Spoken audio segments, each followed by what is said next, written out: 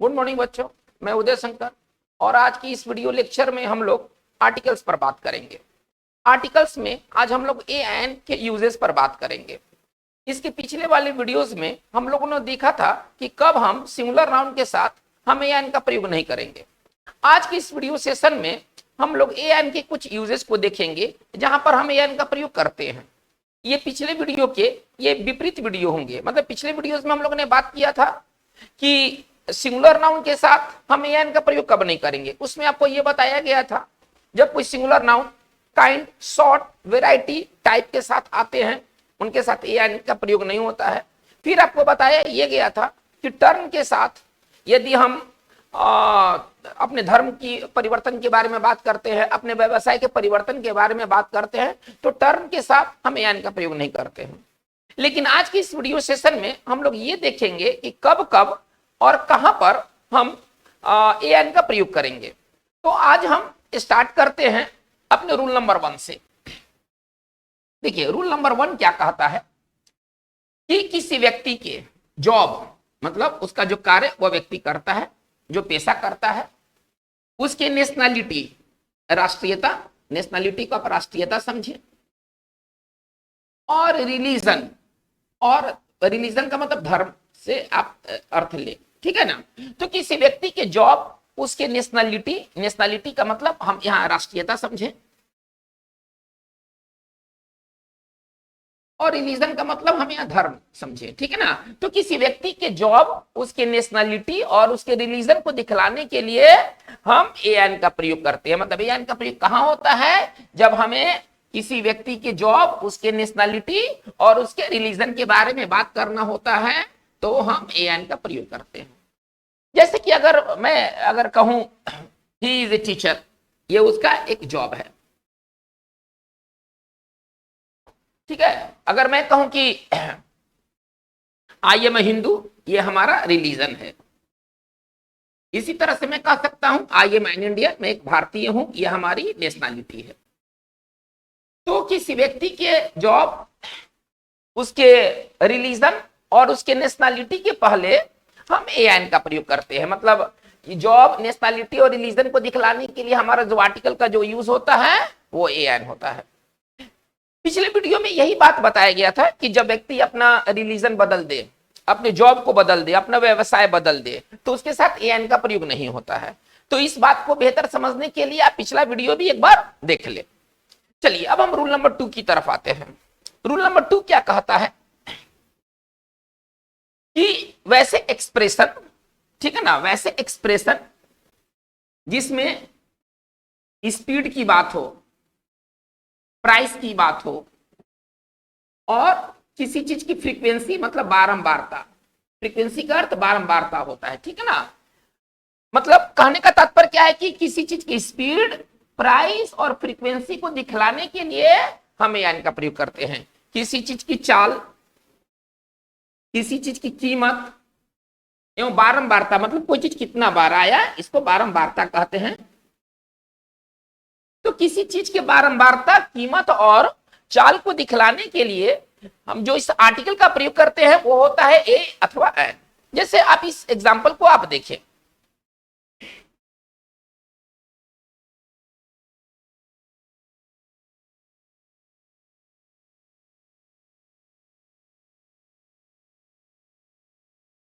चलिए आप इस वाक्य को देखें, क्या कर रहा है? He is driving the car 40 kilometre an hour, ठीक है ना। इसका स्पीड है कि वो 1 घंटा में 40 किलोमीटर के रफ्तार से वो कार को ड्राइव कर रहा है।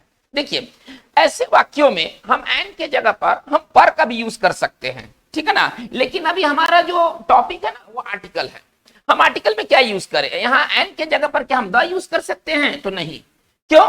क्योंकि किसी चीज की स्पीड, प्राइस और फ्रीक्वेंसी को बताने के लिए हम ए एन का प्रयोग करते हैं। ओके, चलिए अब यहां पर द का यूज नहीं होगा। हाँ, अगर हम एन का प्रयोग नहीं करना चाहते हैं तो फिर हम एन के जगह पर एक और वर्ड हम इस्तेमाल कर सकते हैं, और वह है पर।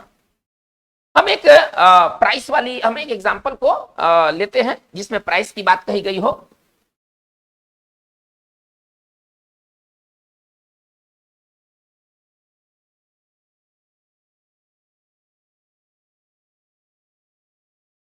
चलिए आप इस वाक्य को देखिए, क्या वाक्य कह रहा है, राइस इज बिंग सोल्ड, ठीक है ना, चावल बेचा जा रहा है, ठीक है ना, 30 रुपीज 1 किलो। देखिए तो किसी चीज के प्राइस को दिखलाने के लिए हम जो आर्टिकल का प्रयोग कर रहे हैं वो ए अथवा एन है, ठीक है ना, यहाँ पर द का यूज नहीं होगा। इस एक की जगह पर हम द का यूज नहीं करेंगे। हाँ, इस एक की जगह पर जो दूसरे वर्ड का इस्तेमाल किया जा सकता है वो है पर, ठीक है। एक फ्रीक्वेंसी वाले वाक्य को देखते हैं जिसमें फ्रीक्वेंसी की बात कही गई हो।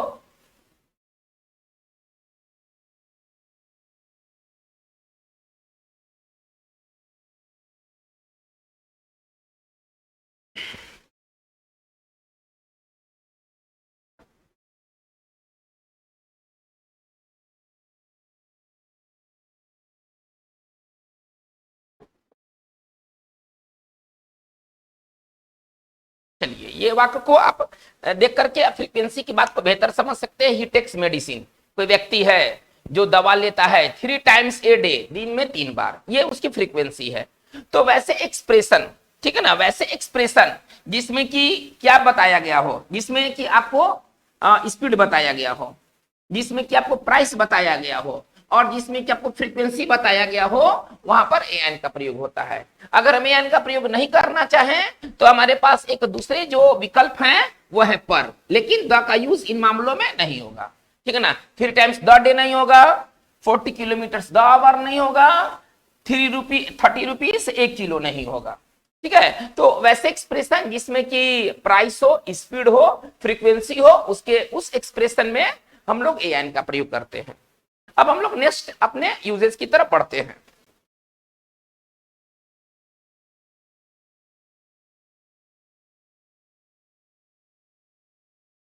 देखिए आमतौर पर क्या होता है कि किसी लिक्विड के साथ वैसे वस्तु जो तरल रूप में है, ठीक है ना, वो अनकाउंटेबल होते हैं और अनकाउंटेबल नाउन के साथ हम एन का प्रयोग नहीं करते हैं। जैसे कि देखिए हम कह सकते हैं a pen, I have a pen, हम ये कैसा कह सकते हैं क्योंकि ये सिंगुलर नाउन है और सिंगुलर में ये काउंटेबल नाउन है, ठीक है।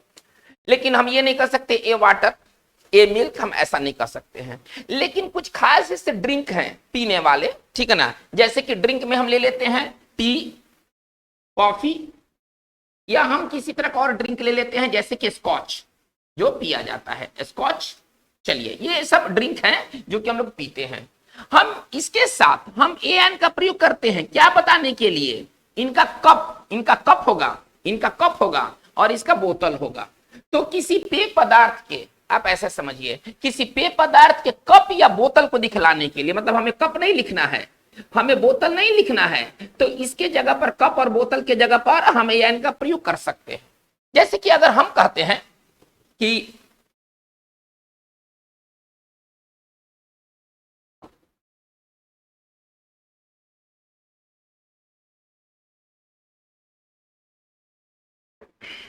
चलिए आप इस वाक्य को देखिए, मुझे 1 कप चाय पीने का मन करता है। देखिए वैसे तो 1 कप चाय को हम कैसे दिखलाएंगे, आमतौर पर कैसे दिखलाएंगे, 1 कप चाय को हम आमतौर पर कैसे दिखलाएंगे, हम ऐसे दिखलाएंगे, ए कप ऑफ टी। लेकिन हम नहीं चाहते कि हम कप लिखे, हम नहीं चाहते कि स्कॉच का हम बोतल के, स्कॉच के लिए हम बोतल का प्रयोग करें, हम नहीं चाहते हैं। तो ऐसी बात कहने के लिए, कप या बोतल को दिखलाने के लिए हम एन का प्रयोग कर सकते हैं। ऐसे हालांकि 1 कप चाय के लिए 1 कप ऑफ टी लिखा जा सकता है, ये गलत नहीं है लिखना 1 कप ऑफ टी, लेकिन बेहतर क्या होगा, स्टाइलिश वे क्या होगा लिखने का, तो हम इसको ऐसे लिख सकते हैं, पहले मुझे मन करता है पर इतना हम पहले बनाते हैं, तो कैसे लिखेंगे, आई फील लाइक, आई फील लाइक। चलिए अब फील लाइक के बाद बिफोर का प्रयोग होता है, हम लोग इसको बाद में सीखेंगे। I feel like having a tea. देखिए हैविंग ए टी का मतलब, ए टी का मतलब a cup of tea, a tea का मतलब ए कप ऑफ टी। तो कहने का मतलब है कि ये कुछ ऐसे ड्रिंक हैं, टी, कॉफी, स्कॉच, बेवरेज, जैसे कोई ड्रिंक है जिसके साथ हम ए लगा करके हम कप या बोतल दिखलाते हैं। जैसे चाय को कप में पिया जाता है, यूजुअली चाय को कप में पिया जाता है, कॉफी को कप में पिया जाता है, स्कॉच या किसी वाइन को हम लोग बोतल में पीते हैं, ठीक है। तो बोतल या कप दिखलाने के लिए ऐसे ड्रिंक्स के पहले हम ए एन का प्रयोग करते हैं। इनके प्रयोग करने से हमें कप या बोतल लिखने की आवश्यकता नहीं पड़ेगी। जैसे कि देखिए आई feel like having a T, a T एक पर्याप्त है और ए टी गलत नहीं है, ठीक है ना। ए टी का मतलब एक कप ऑफ टी होगा। ए स्कॉच का मतलब अगर हम हमें कहना है कि मुझे थोड़ा एक स्कॉच पीने का मन करता है, मुझे ऐसा मन करता है कि मैं स्कॉच पीऊं, तो कैसे लिखूंगा? ए स्कॉच, ये काफी है, हमें बोतल लिखने की जरूरत नहीं। ए स्कॉच मीन्स होगा ए बोतल ऑफ स्कॉच। तो बच्चों हमको लगता है कि ये पूरी तरह से बात क्लियर हो गया होगा कि किसी tea, coffee, scotch, wine, Coca Cola या कोई भी ड्रिंक्स जो हम लोग पीते हैं उसके साथ हम एन का प्रयोग करके हम क्या दिखलाते हैं? कप अथवा बोतल। चलिए हम अपने यूजेस को आगे लेके बढ़ते हैं।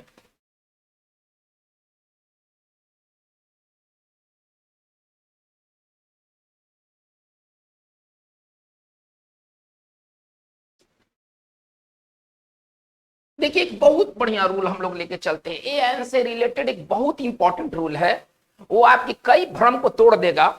देखिए कभी कभी क्या होता है, पहले मेरी बात समझा जाए कि कोई अनकाउंटेबल नाउन है, ठीक है ना, कोई अनकाउंटेबल नाउन है और उसके एक अर्थ के लिए द नहीं लगता है, जैसे उस अनकाउंटेबल नाउन के एक से ज्यादा अर्थ है, ठीक है ना, एक अर्थ के लिए हम एन का प्रयोग नहीं करते। अभी मैं थोड़ा देर पहले कहा था कि अनकाउंटेबल नाउन के साथ हम एन का प्रयोग नहीं करते हैं। जैसे वाटर है तो हमें वाटर नहीं कह सकते हैं, मिल्क है हमें मिल्क नहीं कह सकते हैं।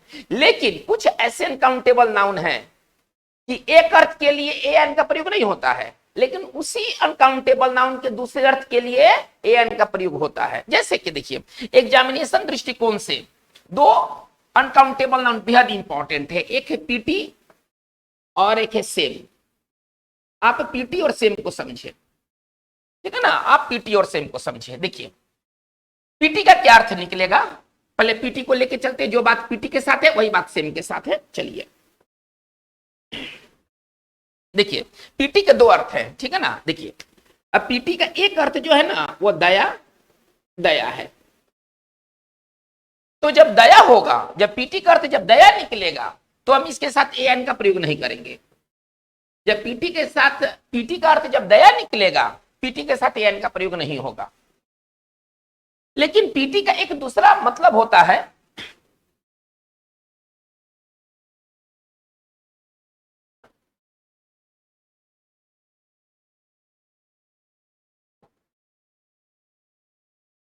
चलिए पीटी का जो दूसरा अर्थ होता है वो होता है दुखद, खेदजनक। कोई बात ऐसा है कि आप उस पर खेद जता रहे हैं, या निराशाजनक। बात एक ही है, लिखने के तीन तरीके हो गए। इंग्लिश में कहें तो डिसअपॉइंटमेंट, अगर इंग्लिश में कहें तो डिसअपॉइंटमेंट। चलिए देखिए जब पीटी का जब हम दया के सेंस में करेंगे तो इसके साथ एन का प्रयोग नहीं होगा। लेकिन जब पीटी का यूज जब हम डिसअपॉइंटमेंट के सेंस में करेंगे तब इसके साथ एन का प्रयोग होना चाहिए, जरूर और जरूर। देखिए तो हम क्या कर सकते हैं, अगर हमसे कोई बात करे कि पीटी के साथ क्या एन लगना चाहिए, तो इसमें हाँ भी जवाब है और नहीं भी जवाब है, दोनों है। अगर दया निकलता है पीटी का अर्थ, जो पीटी का मूल अर्थ है, तो हम उसके साथ एन का प्रयोग नहीं करेंगे। जैसे अगर मैं कहता हूं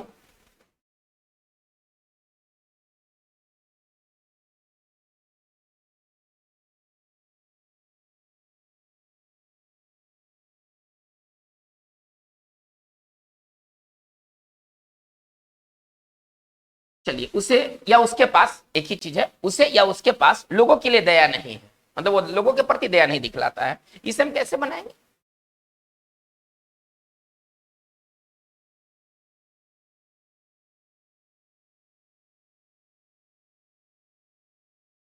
चलिए ये वाक्य बनेगा he has no pity for people, ठीक है ना, उसे लोगों के, उसके पास लोगों के लिए दया नहीं है। यानी कि पीटी एक ऐसा वर्ड है, हम ऐसे समझेंगे जब इसका अर्थ जब दया निकलता है तो इसके साथ एन का प्रयोग नहीं होना चाहिए। चलिए अगर मैंने कहा कि उसने लोगों के प्रति दया दिखाई, अगर मैं ऐसे कहूं,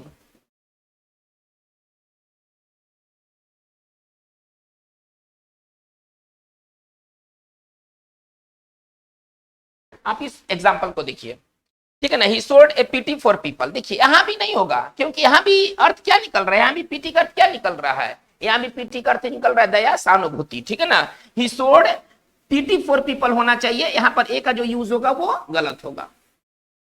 लेकिन अगर मैं कहता हूं कि जैसे कि हमें स्पोकन में कहना है कि बड़ी दुखद बात है, कोई बात को कहना है बड़ी दुखद बात है, हम लोग स्पोकन में कैसे कहते हैं इस चीज को स्पोकन में कैसे बात करते हैं, बहुत ही दुखद बात है, व्हाट ए पिटी।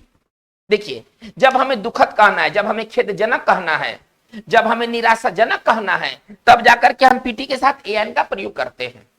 लेकिन यही पीटी का सेंस जब दया या सहानुभूति का सेंस होता है, तब उसके साथ एन का प्रयोग नहीं होता है। तो अगर हमें कहना है कि कोई बात कहना है और कहना है कि बड़ी खेदजनक बात है, बड़ी दुखद बात है, तो फिर हम इसको स्पोकन में इस तरह से कहते हैं, व्हाट ए पिटी।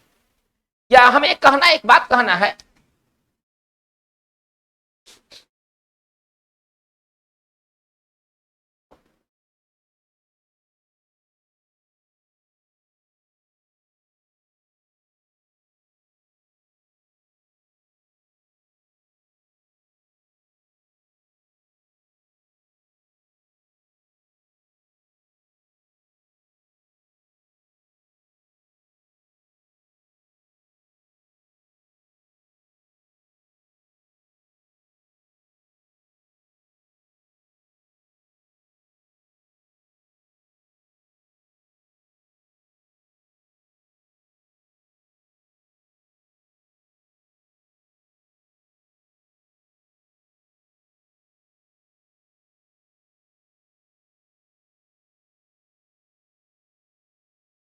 चलिए एक वाक्य है, बड़ी खेदजनक बात है कि आपको यहां से जाना होगा, किसी व्यक्ति को कोई कहना चाहता है कि थोड़ा सा दुख के साथ मुझे कहना पड़ता है कि आप यहां से चले जाइए। मतलब भाव ये है, आप पूर्ण हिंदी की ओर नहीं जाइए, मैं आपको केवल भाव लिखा हूं, इसका मैं कोई आपको एग्जैक्ट ट्रांसलेशन बनाने नहीं जा रहा हूं कि ये कैसे बनेगा। मतलब इस बात को हम कैसे कहेंगे, जैसे मुझे किसी व्यक्ति को कहीं से हटाना है, तो थोड़ा सा व्यक्ति जो है ना, इसको दुखद वे में बोलता है या खेदजनक वे में बोलता है, या बात में निराशा दिखलाता है, ठीक है ना। बड़ी खेदजनक बात है कि आपको यहां से जाना होगा। इस अगर वाक्य को बनाते हैं तो नॉर्मली हमारा वाक्य ऐसे बनते, देखिएगा, इट इज पिटी नहीं, क्योंकि यहाँ पर आप दया और सहानुभूति की बात नहीं कर रहे हैं, आप अपनी बात में खेद जता रहे हैं। ये इससे इस तरह का रिलेटेड कॉमन एरर बहुत और बहुत पूछे जाते हैं।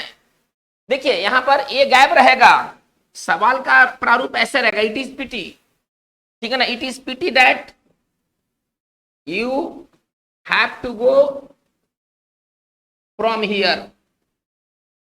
चलिए ये वाक्य हमारा कंप्लीट हो गया। अब इसमें एरर हमें खोजना है कि इस भाग में गलत है। अभी मैंने बात किया है कि जब पीटी का सेंस जब डिसअपॉइंटमेंट के अर्थ में निकले, तब पीटी के साथ एन का प्रयोग होगा।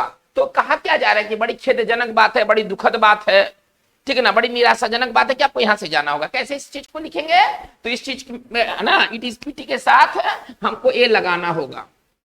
यही बात देखिए, जो बात पीटी है वही बात सेम है, जो बात पीटी है वही बात सेम है, ठीक है ना। सेम का भी अर्थ जब हम दुखद या खेदजनक के सेंस में लेते हैं, जब सेम का भी अर्थ जब दुखद या खेदजनक के सेंस में लेते हैं, तो इसके साथ भी हम एन का प्रयोग करते हैं।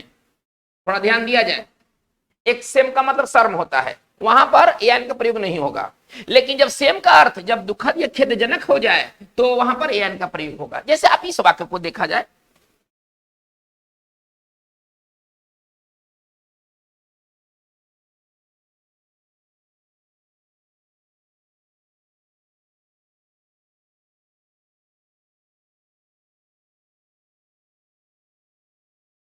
चलिए आप इस वाक्य को देखिए और इसका हिंदी निकालिए। एक फैंस के लिए, एक चाहने वाले के लिए क्या बात है, correct, it is same that India lost to Pakistan in Asia cup. इसका हिंदी क्या निकलेगा, ये बड़ी दुखद बात है ना।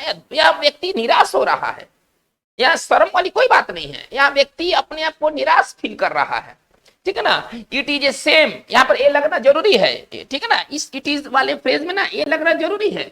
इट इज ए सेम, ये बड़ी दुखद बात है, बड़ी निराशाजनक बात है कि जो भारत है वो एशिया कप में पाकिस्तान से हार गया। तो बच्चों जहां पर खेदजनक वाली बात होगी, जहां पर दुखद वाली बात होगी, बस हमें ज्यादा नहीं सोचना है, वहां पर हम पीटी और सेम के साथ एन का प्रयोग करेंगे। लेकिन जब पीटी का अर्थ जब सहानुभूति होगा, वहां पर एन का प्रयोग नहीं होगा। तो ये तो पीटी और सेम के साथ बात हो गई। खासतौर पर जो पीटी वाला बात है ना, ये एग्जामिनेशन दृष्टिकोण से बहुत इंपॉर्टेंट है। Graduate level SSC, CPO, CDS, LDC में इस तरह के प्रश्न अक्सर पूछे गए हैं। प्रीवियस ईयर अगर आप देखेंगे तो इस तरह के प्रश्न आपको अक्सर मिलेंगे। इसमें आपको ना एरर फाइंड आउट करना है और ये गैप रहता है, आपको ये देना है। चलिए हम अपने बात को हम आगे लेके चलते हैं।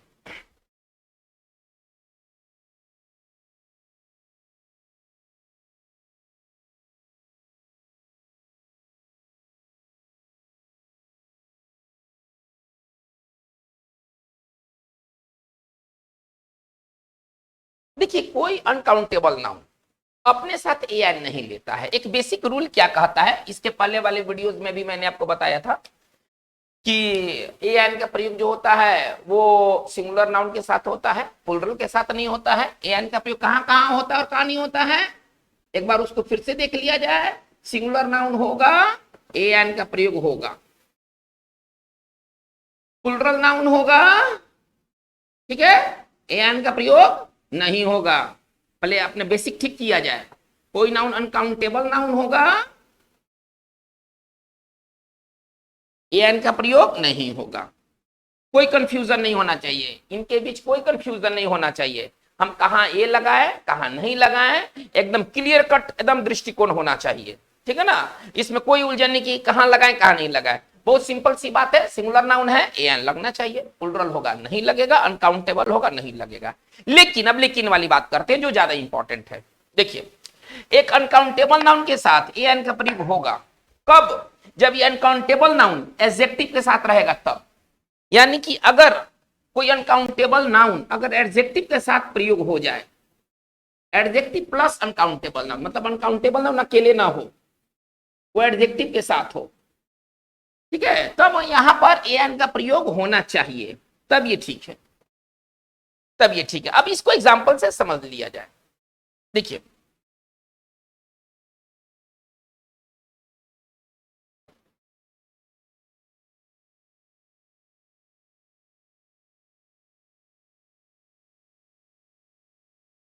चलिए क्या कहा रहा है ये वाक्य, आवाज 332 मीटर पर सेकेंड से चलता है। मतलब साउंड का गति कितना होता है वैक्यूम में, 332 मीटर पर सेकेंड, ठीक है ना। ये आप लोगों ने फिजिक्स में पढ़ा होगा। आवाज कौन सा नाउन है, थोड़ा सा इसको समझ लिया जाए। अब आवाज जैसे कलम है, एक कलम, दो कलम, तीन कलम, चार कलम, तो कलम कौन सा नाउन है, काउंटेबल नाउन। क्या हम ऐसे कह सकते हैं एक आवाज, दो आवाज, 10 आवाज, 20 आवाज, ऐसा कोई आवाज नहीं होता है। तो आवाज कौन सा नाउन है, आवाज जो है वो एक अनकाउंटेबल नाउन है। साउंड जो है ना एक अनकाउंटेबल नाउन है। हम जैसे कलम को काउंट कर सकते हैं, क्या आवाज को हम वैसे काउंट कर सकते हैं, नहीं। साउंड का वैसे काउंटिंग नहीं होता है। इसका मतलब है कि ये जो साउंड है ना एक अनकाउंटेबल नाउन है। रूल क्या कहता है, अनकाउंटेबल नाउन के साथ ए एन का यूज नहीं होना चाहिए। पहले आप यहां देखिए। चलिए तो अगर हमको ये बात बनाना है कि आवाज 332 मीटर पर सेकंड से चलता है, कैसे इसको लिखेंगे,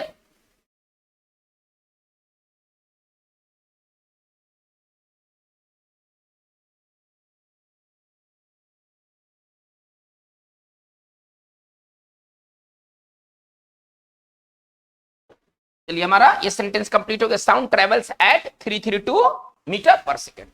लेकिन अब इसमें थोड़ा सा हम बात को एडजेक्टिव के साथ जोड़ेंगे।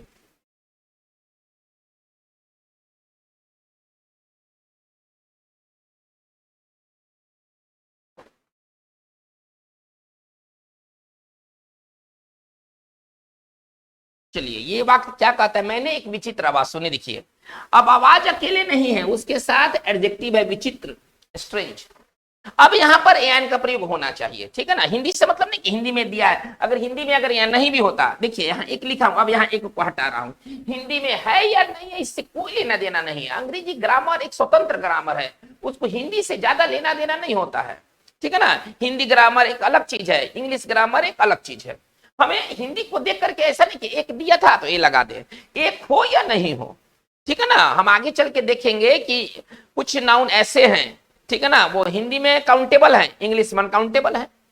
अभी हमारा फोकस जो है ना वो एक को लेके नहीं है, अभी फोकस किस बात को लेकर के है, ये अनकाउंटेबल नाउन का एडजेक्टिव के साथ यूज होना। मैंने विचित्र आवाज सुनी, एक दिया हो या नहीं दिया हो इससे हमें कोई लेना देना नहीं है। चलिए इसको हम किस तरह से लिखेंगे, आई हर्ड। चलिए अब स्ट्रेंज साउंड मैंने लिख दिया, आई हर्ड स्ट्रेंज साउंड। कहने का तात्पर्य है कि देखिए अब साउंड अकेले नहीं है, उसके साथ स्ट्रेंज भी जोड़ा गया है। अब यहाँ ए का यूज मस्ट और मस्ट है, आप ऐसे समझिए यहाँ ए का यूज हमें करना ही करना है। तो ये बच्चों ये बहुत इंपॉर्टेंट रूल है कि कोई अनकाउंटेबल नाउन के साथ हम एन का प्रयोग नहीं करते हैं, लेकिन अगर यही अनकाउंटेबल नाउन यदि एडजेक्टिव के साथ यूज हो जाता है तो इसके साथ एन का प्रयोग होता है। हम एक दूसरे एग्जांपल को लेके चलते हैं, उससे ये कॉन्सेप्ट और क्लियर हो जाएगा।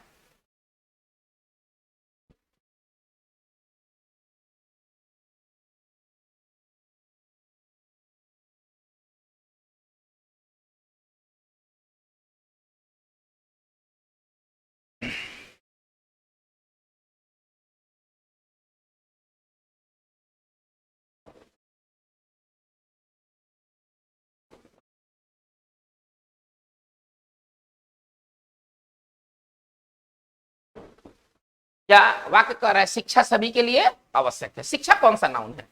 अगर काउंटेबल और अनकाउंटेबल में कहा जाए तो शिक्षा कौन सा नाउन है? शिक्षा एक अनकाउंटेबल नाउन है। हम पेन को गिन सकते हैं, 1 पेन, 2 पेन, 3 पेन, हम पेन सॉरी 3 पेन्स, 4 पेन्स, हम ये सब गिन सकते हैं।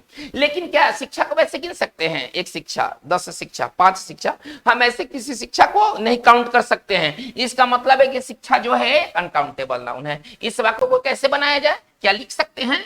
एन एजुकेशन, क्या हम लिख सकते हैं? Education is essential to everyone. क्या ऐसे लिखा जा सकता है? तो जवाब होगा नहीं, क्योंकि ये एजुकेशन जो है ना एक अनकाउंटेबल नाउन है और अनकाउंटेबल नाउन होने के कारण एन का प्रयोग नहीं होना चाहिए। लेकिन जब यही एजुकेशन किसी एडजेक्टिव के साथ आता है तो उसके साथ एन का प्रयोग होगा। जैसे कि आप इस वाक्य को देखिए, कोई व्यक्ति है उसके बारे में कहा गया है, कोई व्यक्ति है उसके बारे में कहा गया है he received a good education, उसने एक अच्छी शिक्षा प्राप्त की। अब एजुकेशन अकेले नहीं है, उसके साथ एक वर्ड और ऐड किया गया है गुड, तो यहाँ एन का प्रयोग जरूर और जरूर होना चाहिए। तो बच्चों ये बहुत इंपॉर्टेंट रूल है कि किसी अनकाउंटेबल नाउन के साथ यदि एडजेक्टिव जुड़ा हो तो हम उसके साथ एन का प्रयोग करेंगे। देखिए एन से रिलेटेड सबसे पेचीदा रूल क्या है? सबसे पेचीदा रूल ये कहता है कि कुछ ऐसे फ्रेज हैं जहां पर एन लगता है, कुछ ऐसे फ्रेज है जहां पर द लगता है, और कुछ ऐसे फ्रेज है जहां पर कुछ भी नहीं लगता है। अब ये सारे फ्रेजेस आपको दिमाग में रखने होंगे। इसके लिए आपका इडियम्स सेक्शन बहुत अच्छा होना चाहिए, आपका फ्रेजल सेक्शन बहुत अच्छा होना चाहिए, तभी हम जाकर के कैच कर सकते हैं कि इसमें ए लगेगा या नहीं लगेगा। जैसे मैं आपको 2-3 एग्जांपल से बात समझा सकता हूं। जैसे देखिए एक फ्रेज है इन ए नटसेल, हिंदी क्या है? हिंदी के बारे में हम बाद में बात करेंगे। इन ए नटसेल, अब इन ए नटसेल में ना ए का लगना फिक्स है, मतलब इन नटसेल गलत होगा, इन ए नटसेल गलत होगा। पहले आप ऐसे समझे, इन द नटसेल गलत होगा, ये सारे जो विकल्प होंगे ना ये गलत होंगे। अब इन ए नटसेल ही होगा। अब सर कैसे जानेंगे कि ए यहां लगेगा या नहीं लगेगा? इसका मतलब है कि ये इडियम है और इसकी जानकारी आपको होनी चाहिए। यानी कि इन नटसेल का अगर हिंदी कहें तो इसका हिंदी होता है संक्षेप में, थोड़ा ध्यान दिया जाए, अगर इसका हिंदी कहा जाए तो इसका हिंदी होता है संक्षेप में। तो इन नटसेल एक इडियम है जिसमें ए का लगना जरूरी और जरूरी है। यहाँ पर द नहीं लगेगा, ये गलत हो जाएगा, और ये बिना ए एन का भी नहीं आएगा, यहाँ ए एन लगना जरूरी है। कुछ ऐसी इडियम है जिसमें ए एन नहीं लग करके द का प्रयोग होता है वहां पर। जैसे कि अगर हम एक वाक्य कहें,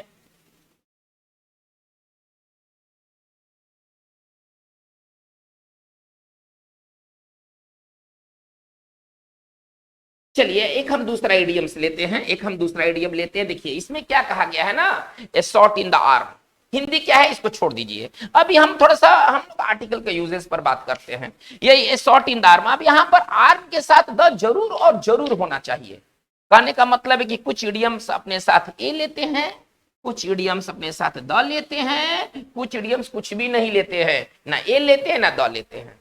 तो कहने का तात्पर्य है कि ये जो एआई का जो सेक्शन है ना, ये तब हमारा अच्छा होगा जब हमारे इडियम्स पर कमांड होगा। मतलब इसको अच्छा करने के लिए इडियम्स का होना बहुत और बहुत जरूरी है।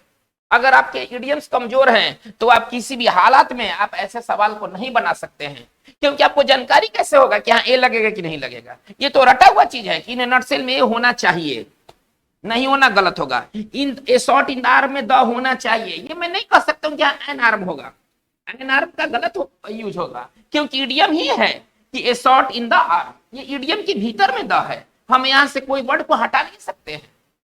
तो बच्चों इसके लिए आपका इडियम सेक्शन जब अच्छा हो जाएगा, आपका ए एन का यूज, द का यूज बहुत बढ़िया हो जाएगा।